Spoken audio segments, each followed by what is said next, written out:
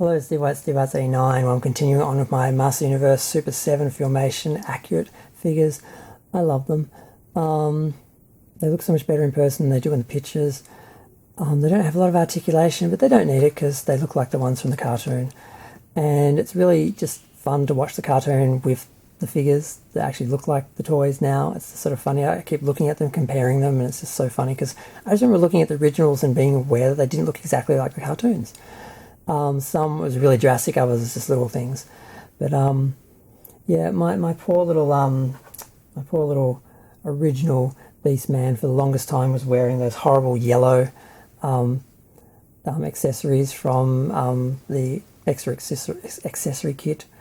I eventually ended up with one red arm band, and I nearly bought another one with the other arm band and the harness chest piece. But I didn't get it. I regretted it. I should have got it because this one, actually, the legs broke and it's been glued together to stand. And the other one, still, the legs work. So I could have had one with working legs and the yellow armour and one, in standing position with the red armour. So I regret that. I just ended up buying, that is an original piece I got separately, and those two armbands came from one of the people that, recreates the accessories.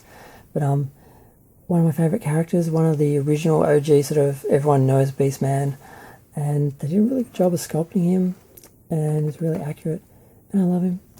And then next, we're going to go to another favourite, Mer-Man. Now, Mer-Man was a huge issue because he was one of the ones that really didn't look like the original.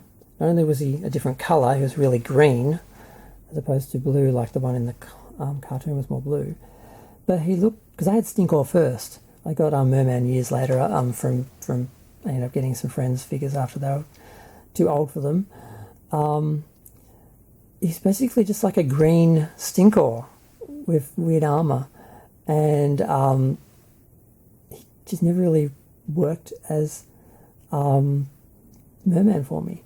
But the original animation version, it's just so much better. I mean, when you look at his face, the detail, it looks exactly like the one in the cartoon.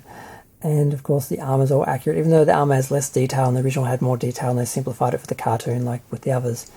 He just still looks great. So he was one of the ones I was most excited about because he was the one I noticed the most looks so different.